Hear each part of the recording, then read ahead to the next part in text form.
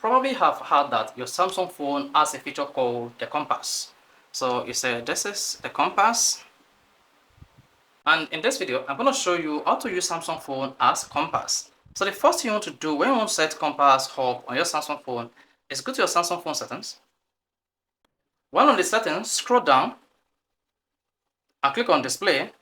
Now scroll down and tap edge panel. Make sure this is first enabled. Turn on this. Then tap edge panel. Now click on panels.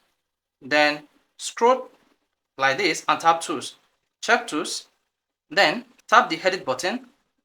Turn on use data location. After that, you can just return to your Samsung phone home screen. From there, swipe from the left to enable the edge panel, and then swipe again to bring up the compass. You can just hit the calibrate to calibrate the compass. Is that?